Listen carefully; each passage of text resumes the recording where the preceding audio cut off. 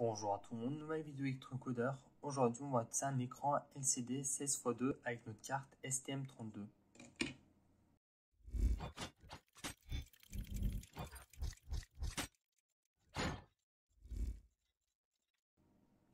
Donc, on avait déjà utilisé un écran LCD 16x2 avec notre carte Arduino. Donc, aujourd'hui, c'est avec notre carte STM32 qu'on va l'utiliser. Donc, vous allez voir que ça va être super simple à brancher ou même le niveau programme. Ça va être pratiquement le même qu'on a utilisé avec que le programme avec la carte Arduino. Donc vous allez avoir besoin d'un potentiomètre, de câbles et de votre écran LCD 16x2. Donc vous n'aurez que quelques câbles à connecter, vous allez voir. Donc je vais commencer à brancher l'écran. Donc on va commencer par les câbles qui sont à droite. Donc celui qui est le plus à droite c'est K, donc c'est cathode.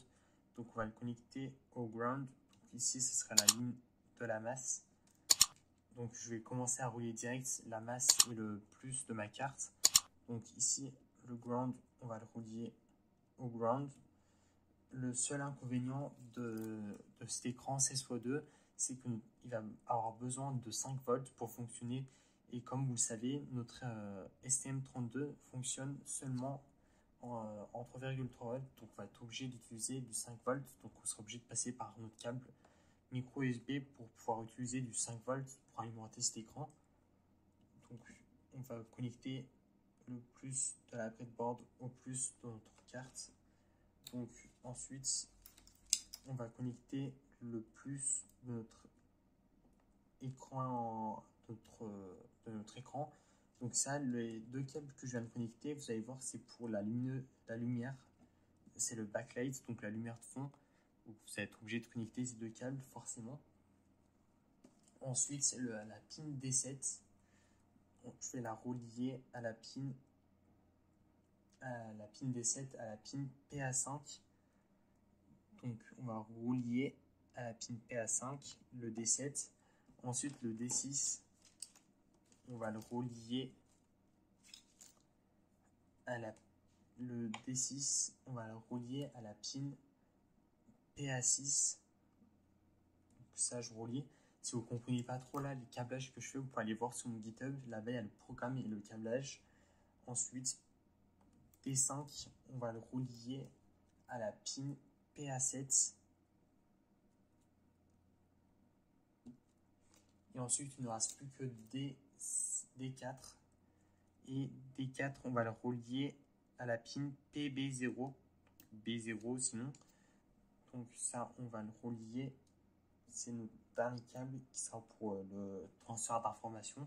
On va fonctionner en 4 bits pour le transfert d'informations. Donc ensuite, on va relier la pin Enable, donc la pin E, qui va nous permettre de pouvoir utiliser notre écran, à la pin PB10. Donc la pin PB10, elle est ici. Ensuite, on va connecter la pin RW, donc read-write à la pin. On va le relier au ground. Donc ça, on va le prendre et on le relie au ground.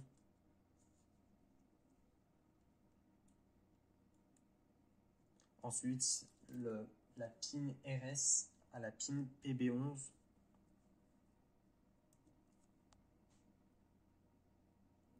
Donc on a relié ça.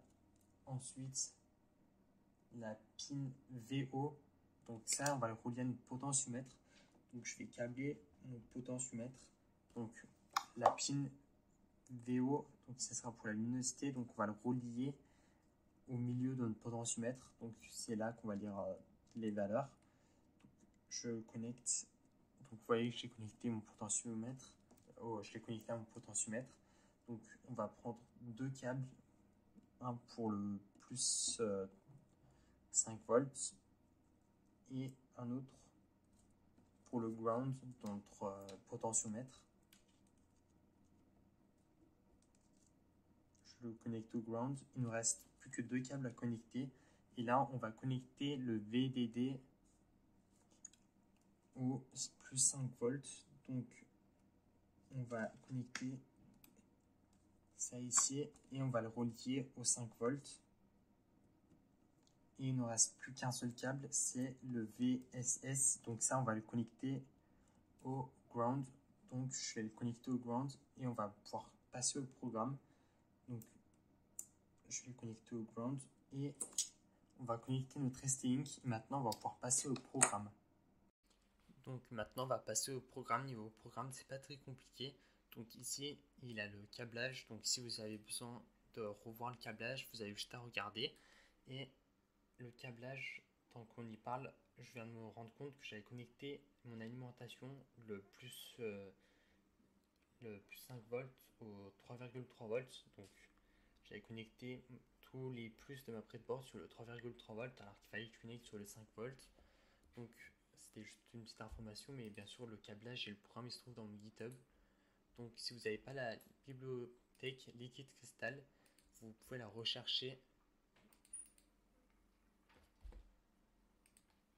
Donc, vous pouvez la rechercher ici en tapant Liquid Crystal et vous téléchargez la version 1.0.7. Moi c'est la dernière version qui existe actuellement. C'est la version qui est faite par Arduino et Adafruit. Donc ensuite ici on a le câblage, donc ce qu'on avait connecté tout à l'heure. Ici on initialise LCD avec tous les paramètres, donc tous les câblages. Donc ensuite on initialise LCD.begin, donc on commence à démarrer le transfert d'informations de notre carte STM32 à notre écran LCD 16x2. Donc ensuite on va se mettre sur 0 et 0, donc la ligne 0 et le 0, la colonne 0. On va écrire STM32 Blue Pill. Vous pouvez très bien mettre autre chose. Moi, c'est ce que j'ai voulu mettre, mais on peut très bien mettre autre chose. Et ensuite, LCD.setCursor 0, donc le caractère 0. Et la ligne 1, donc la deuxième ligne en réalité. Et on va écrire électrocodeur, mais vous pouvez très bien écrire autre chose.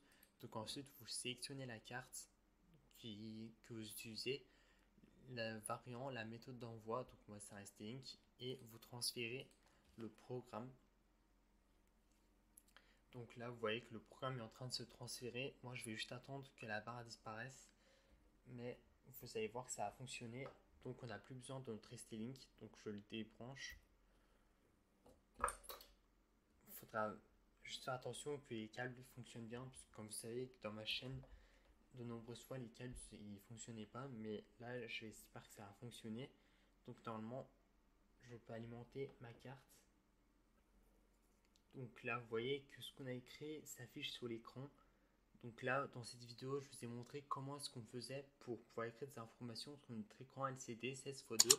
Donc j'espère que la vidéo vous a plu. Si c'est le cas, alors vous pouvez vous abonner, liker, partager et commenter. C'était Electrocodeur. Ciao!